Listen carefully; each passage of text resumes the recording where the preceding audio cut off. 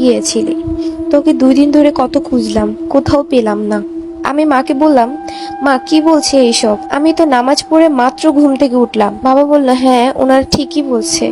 আমি ফজরের নামাজের সময় তোর মাকে ডাক দিতে গিয়েছিলাম, তোর মা আবার তোকে ডাক দিতে গিয়েছিল।